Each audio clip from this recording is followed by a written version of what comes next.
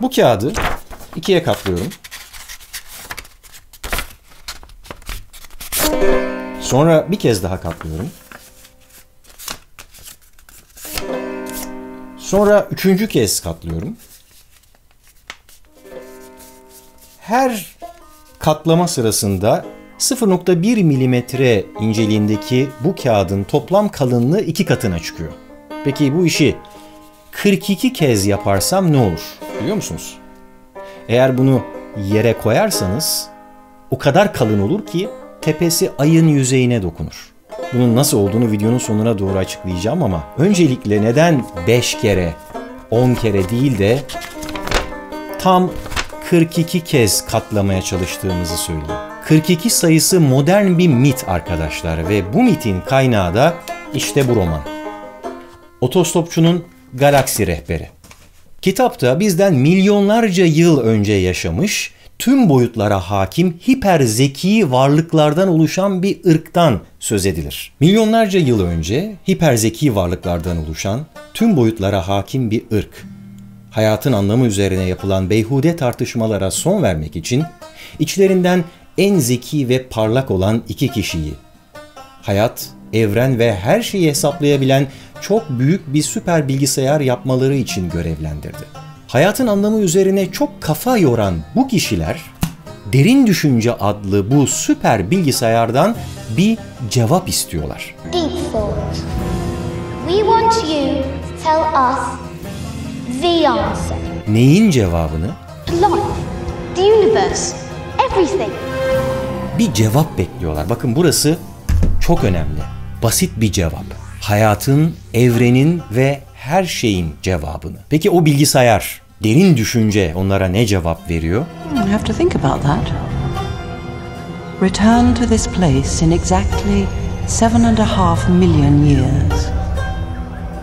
Derin Düşünce gibi bir süper bilgisayar bile basit bir cevabı verebilmek için 7,5 milyon yıllık bir süreye ihtiyaç duyuyor.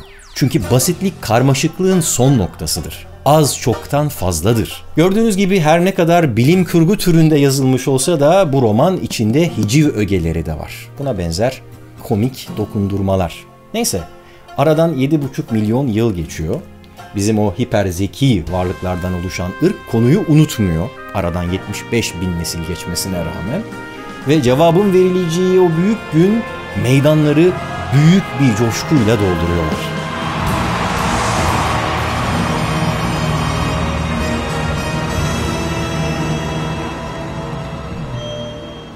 Deep thought. Do you have An a... answer for you? Yes, but you're not going to like it. Evet, o süper bilgisayar bundan gerçekten hiç hoşlanmayacaksınız der. O nihai sorunun cevabı The answer to the ultimate question hayatın, evrenin ve her şeyin cevabı is reklamlardan sonra. Yok reklamlar birazdan gelecek. Cevabı 42.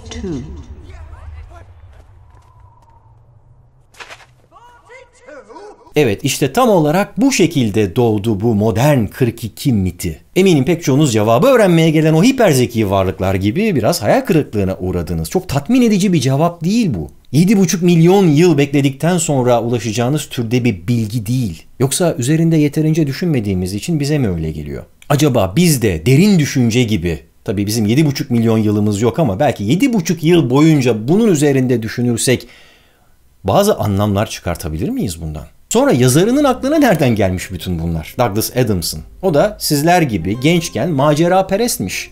Bir gün aklına esmiş, demiş ki daha genciz, bütün dünyayı gezelim, görelim düşüncesiyle yaşadığı Londra'dan kalkıp İstanbul'a kadar otostopla gitmeye karar vermiş. Ve gittiği yerleri görüp daha iyi tanıyabilmek için de sırt çantasına bir turist rehberi kitap atmış. Kitabın adı da Otostopçunun Avrupa Rehberi. Bak.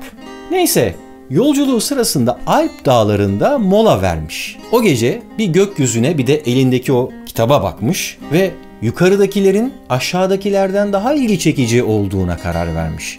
Aşağıdakilerin bir rehberi varsa yukarıdakilerin neden olmasın? Otostopçunun Galaksi Rehberi fikri işte böyle ortaya çıkmış. People of Earth, your attention please. The plans for the development of the outlying regions of the western spiral... Onu önce bir radyo tiyatrosu olarak yazmış çünkü onun gençliğinde radyo tiyatroları çok yaygınmış. Şimdinin YouTube videoları gibi düşünebilirsiniz.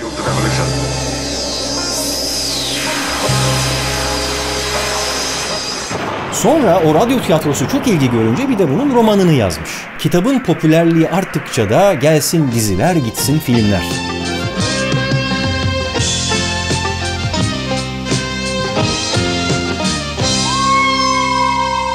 Ve o gün bugündür. Bütün bunları dinleyenler, okuyanlar, izleyenler hep o sayının anlamını düşünüyorlar. 42 sayısı artık popüler kültürün bir parçası. 42 sayısı bugünün tanımlamasıyla, tam anlamıyla bir meme. Ve bizler de az sonra bu meme'i inceleyeceğiz. Bir meme incelemesi yapacağız. Ama önce bu videonun sponsoru Wix'te yapmaya başladığım bir projeden söz etmek istiyorum sizlere. Wix.com dünyaca ünlü bir web sitesi kurma platformu. Sahip olduğu güçlü tasarım araçlarıyla kendinize ya da işinize özel bir web sitesi yapabiliyorsunuz. İster online bir mağaza, isterseniz de bir blog başlatabiliyorsunuz.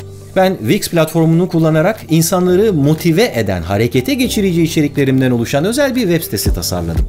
Önce yüzlerce tema arasından kendime uygun bir tanesini seçtim. Sonra da sadece internet tarayıcısını kullanarak bunu içeriğime özel bir hale getirdim. Yazı tiplerini, renkleri, şekilleri dilediğim gibi seçip sayfa üzerinde sürükleyip bırakarak tasarımımı tamamladım. Üstelik sistem bunu otomatik olarak mobil cihazlar için de optimize etti. Böylece çok kısa bir süre içerisinde içeriklerimi yayına hazır hale getirdim. Eğer böyle bir ihtiyacınız varsa size vereceğim özel linkle Wix.com'a giderek kendi web sitenizi oluşturmaya hemen başlayabilirsiniz. 42 sayısı ile ilgili bir web sitesi de fena olmazdı aslında. Çünkü hakkında söylenebilecek o kadar çok şey var ki. Tiyatrolarda 42 numaralı koltuklar, etkinliklerde 42 numaralı biletler, lokantalarda 42 numaralı masalar bu konuyu bilenler için çok daha farklı bir anlama geliyor. Kitabın yazarı Douglas Adams'ın 42. yaş gününde efsanevi rock grubu Pink Floyd onu sahneye davet etti. Keşfedilen bir asteroide bu kitaba bir referans olarak 2001 DA42 adı verildi. Doctor Who dizisi aynı isimli bölümüyle Coldplay grubu aynı isimli şarkısıyla otostopçulara selam çaktı. Televizyon tarihinin en gizemli iki dizisinden biri olan Lost, dünyanın sonunu getirecek gizemli sayılarında ona yer verdi. İkinci gizemli dizi X-Files baş karakterini 42 numaralı bir apartman dairesinde yaşattı. Google merkez kompleksine taşınırken ilk yerleştiği binanın adını 42 yaptı. İçerisinde büyük parçacık hızlandırıcısının da yer aldığı CERN laboratuvarlarında aynı sebeple adı 42 konulmuş bir ofis binası var. Dünya dışı yaşamı araştıran SETI'nin Allen Teleskop Merkezi'nde gökyüzüne çevrilmiş başka gezegenlerden gelebilecek olası sinyalleri dinleyen kaç tane anten olduğunu söylememe gerek var mı? 42. Ne de olsa Google'ın arama kutusuyla da, CERN'ün büyük parçacık hızlandırıcısıyla da, SETI'nin gökyüzüne çevrilmiş antenleriyle de hayatın en büyük sorularının cevabını arıyoruz. Bu arada gerçekten de hemen şimdi Google'ın arama kutusuna hayatın, evrenin ve her şeyin cevabı kelimelerinin İngilizcesi olan Answer to Life, the Universe and Everything şeklinde yazıp arama yaparsanız cevabın hesap makinesiyle 42 olarak verildiğini görürsünüz. Tesla marka araçlara özel bir isim verebiliyorsunuz ve eğer bu ismi 42 olarak koyarsanız ne olur biliyor musunuz? İster hayatın anlamını isim olarak verin, onu 42'ye dönüştürüyor. İsterseniz de 42 yazın, onu da hayatın anlamına dönüştürüyor. Peki neden 42?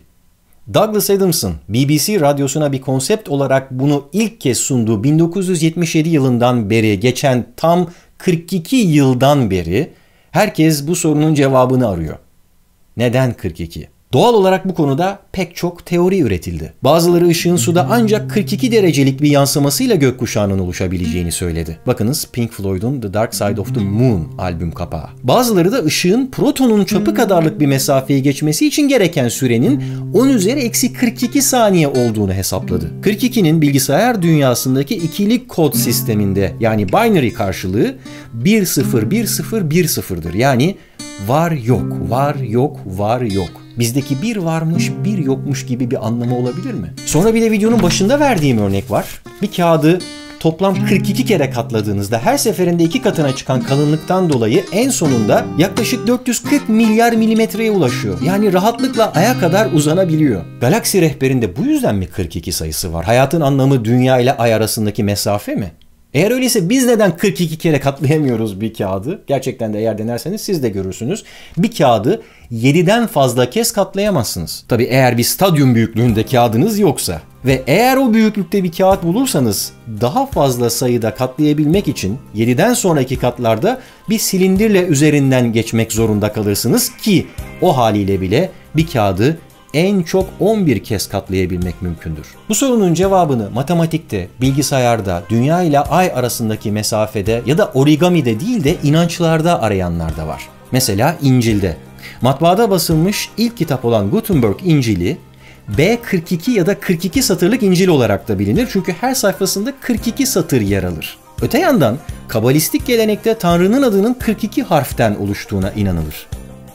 Budizm'de 42 bölümlük bir sutra vardır. Mısır mitolojisinde ölüm yolculuğunu yapan kişilere tam 42 soru sorulur. Cevap tüm bu inanışlarla ilgili olabilir mi?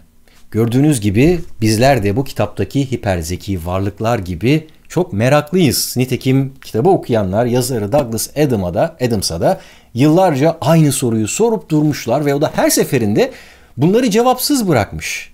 Ta ki ölümünden bir yıl öncesine kadar. 7,5 milyonuncu kez aynı soruyla karşılaşınca artık dayanamayıp bir açıklama yapmış. Şimdi ne dediğini çok merak ediyorsunuz değil mi? Bundan gerçekten hiç hoşlanmayacaksınız. Bir sabah evinden çıkıp işine doğru yürürken o da aynı şeyi düşünüyormuş. Acaba kitaptaki derin düşünce 7,5 milyon yıl boyunca bu hesaplamayı yaptıktan sonra o hiperzeki varlıklara ne cevap versin? Uzun uzun düşündükten sonra bunun bir sayı olması gerektiğine karar vermiş ama hiçbir anlamı olmayan bir sayı. Kısa, akılda kalıcı ve tamamen rastgele bir sayı. Açıklamasında aynen şöyle diyor. Masama oturdum, boş gözlerle bahçeme baktım ve 42 olsun dedim. Gördüğünüz gibi bizler de o hiperzeki varlıklar gibi hayal kırıklığına uğruyoruz. Ve yine fark edebileceğiniz gibi yazarı ne kadar boş, anlamsız, rastgele bir sayı seçmeye çalışırsa çalışsın, bizler onun altına çok derin anlamlar döşeyebiliyoruz. Rastgele bir cevap, rastgele bir sayı, rastgele bir fikir üretebilmek artık neredeyse mümkün değil. Gizemli bir şeyi gördük mü onu hemen açıklamaya çalışma eğilimindeyiz ki bunda hiçbir kötülük yok. Asıl problem şu, daha soru sormayı öğrenmeden cevapları bulmaya çalışıyoruz. Derin Düşünce adlı o süper bilgisayar, hayal kırıklığı yaşayan o hiperzeki varlıklara aynen şunu söylüyor. Cevap kesinlikle bu. Dürüst olmak gerekirse bence sorun sizin tam olarak ne sorduğunuzu hiçbir zaman bilememiş olmanız.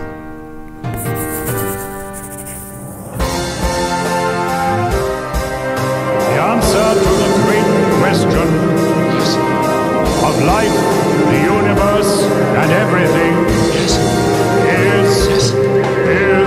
is 42. I think the problem is that you've never actually known what the question is.